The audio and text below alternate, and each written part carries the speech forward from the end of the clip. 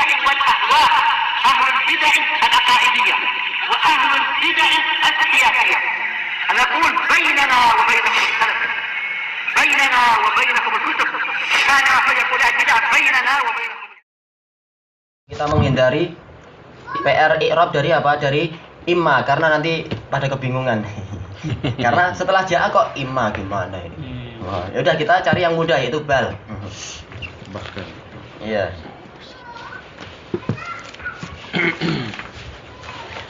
Baik. Oh, ini salah membuka. Bismillahirrahmanirrahim. Qala al-Imam An-Nawawi rahimahullahu taala. Beliau mengatakan di sini, qala ta'ala fa idza azamta fatawakkal 'ala Allah. Maka apabila engkau telah membulatkan tekad, maka bertawakkallah engkau kepada Allah. Tayyib, ayat ini, potongan ayat ini, dia hukumnya terkait dengan apa? Lafaz-lafaz yang sebelumnya, di mana Allah Ta'ala berfirman, fabima rahmatin minallahi linta lahum. Maka disebabkan karena rahmat dari Allah, maka engkau pun bersikap lembut kepada para sahabatmu itu. Walau kunta fadhdhan ghalidhal qalbi lang faddu min haulik. Seandainya engkau itu bersikap kaku dan keras dan kasar, niscaya mereka dan keras hati, maka niscaya mereka akan apa? Bercerai-berai dari sekelilingmu. Para sahabat tidak akan mendekati dirimu kalau engkau kasar dan bengis.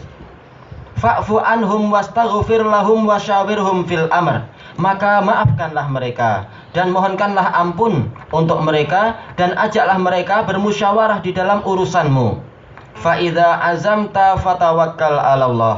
Maka apabila engkau membulatkan tekad, maka bertawakkallah engkau kepada Allah.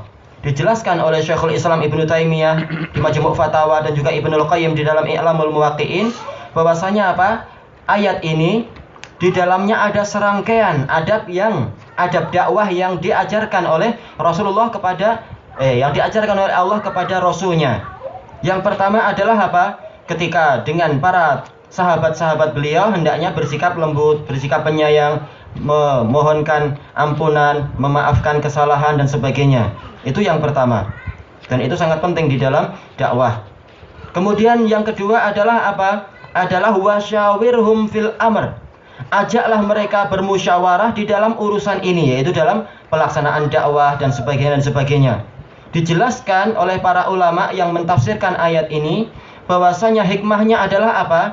Rasulullah Shallallahu Alaihi Wasallam sebagai nabi yang mendapatkan wahyu, Allah Ta'ala menyuruh beliau untuk tetap bermusyawarah dengan para sahabat. Sebagai apa? Sebagai pensyariatan bagi para pemimpin setelahnya.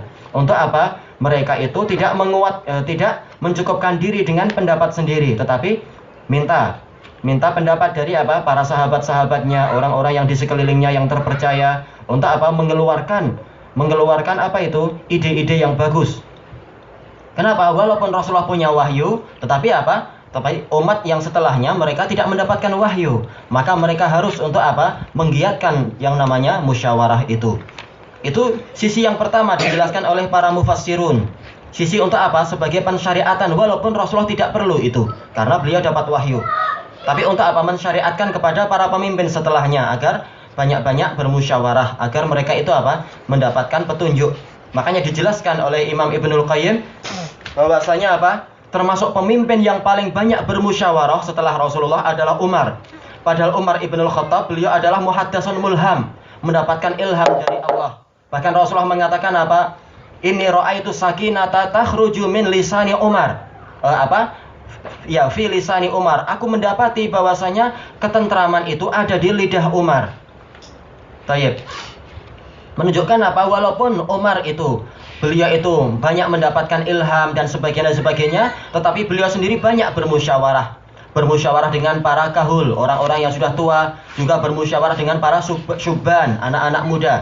Yang apa itu? Yang mereka adalah para hufadzul Quran dan asyara'i dan sebagainya itu. Dan pembahasan ini banyak tentang masalah Umar. Ini untuk apa? Untuk mencari pendapat yang terbaik. Barangkali ada di antara orang-orang sekeliling kita yang memiliki ilmu dan pengalaman yang lebih banyak dan sebagainya. Itu dari sisi pensyariatan. Dari sisi yang lain, terkadang Rasulullah SAW itu tidak langsung mendapatkan wahyu di dalam suatu perkara.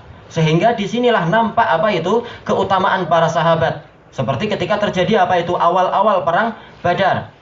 Rasulullah tidak mendapatkan wahyu, hendaknya beliau duduk di sebelah sini ataukah beliau itu bertempat di sebelah sana. Makanya ketika beliau memilih untuk apa di suatu tempat yang di belakang perairan, seorang sahabat mengatakan, "Ya Rasulullah, apakah ini wahyu ataukah sekedar siasat perang? Kalau ini wahyu maka kami dengar dan taat. Tetapi kalau ini sekedar siasat perang, maka ini bukanlah ra'yun, yaitu ini bukan pendapat yang baik." Rasulullah mengatakan, "Bukan, ini hanya sekedar pendapatku saja, siasat perang." Maka sahabat ini tadi mengatakan apa? "Wahai Rasulullah, kalau kita di sini, niscaya musuh akan mampu mendapatkan air. Tapi hendaknya kita maju ke depan sampai mata air itu ada di belakang kita. Dan kita timbun mata air yang lain sehingga kita memiliki air dan musuh dalam keadaan kehausan." Rasulullah kemudian membenarkan. Ini untuk apa? Hikmahnya adalah ketika Rasulullah tidak mendapatkan wahyu, maka beliau mendapatkan apa? Ilmu yang banyak dari sisi apa? Pengalaman tempur para sahabat sesuai dengan kehendak Allah. Ilmu yang banyak dalam artian ya secara manusiawi ya. Jelas ilmu Rasulullah lebih banyak.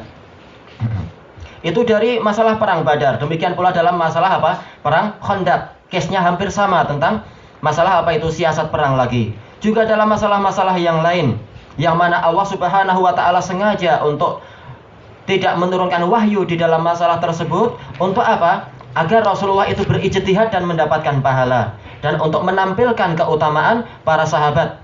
Dan hikmah yang ketiga dijelaskan oleh para ulama juga untuk apa? Untuk menyemangati para sahabat dan agar para sahabat tahu bahwasanya pengalaman mereka itu tidak disia-siakan oleh Rasulullah SAW sehingga mereka semakin cinta pada Rasulullah. Walaupun beliau dapat wahyu, ternyata beliau mau mendengar ucapanku. Ini membuat para sahabat semakin cinta pada Rasul. Dan itu juga sangat mendukung dakwah. Hanya saja, kapan para sahabat itu ucapannya masih boleh didengar oleh Rasulullah? Ketika Rasulullah belum membulatkan tekad. Adapun ketika beliau membulatkan tekad, bukan lagi beliau itu apa? Kembali kepada pendapat para sahabat ini dan itu. Bahkan apa? Langsung diarahkan kepada Allah Ta'ala.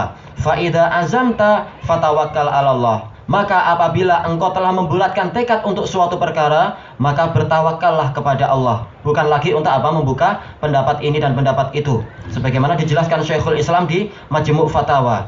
Yaitu apa? Kalau sudah jelas bagi Rasulullah suatu dalil atau suatu perkara, maka tidak perlu lagi beliau berpaling kepada pendapat ini dan itu. Langsung dia Rasulullah memilih itu dan bertawakal kepada Allah.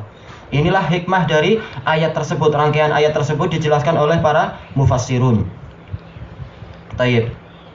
Intinya apa? Kalau kita sudah membulatkan tekad, kapan ini pembulatan tekad? Setelah musyawarah, setelah menimbang ini dan itu dan sebagainya. Itu baru membulatkan tekad. Setelah kita membulatkan tekad, maka intinya apa? Tawakal kepada Allah, bukan bersandar kepada apa? Kepada pendapat pribadi dan kekuatan pribadi. Kita bertawakal kepada Allah untuk apa? Menyempurnakan apa yang telah kita tekadkan tadi itu. Tayyib. Kemudian beliau mengatakan wal ayatu fil amri bitawakkul katsiratun ma'lumah. Dan ayat-ayat yang berbicara tentang perintah untuk bertawakal itu banyak dan telah dikenal. Tayyib. Ilahuna wallahu taala a'lam.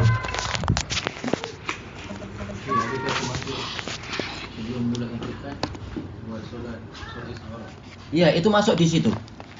Sebelum pembulatan tekad, baru sekedar keinginan, nah kita istikharah. Sebagaimana ucapan dari siapa? Qatadah rahimahullahu ta'ala, ma nadima man istakhara rabbahu wa istasyara al-khalq summa ya'zim. Tidak akan menyesal orang yang istikharah, minta pilihan dari Rabbnya dan juga apa musyawarah dengan para makhluk, kemudian dia membulatkan tekad.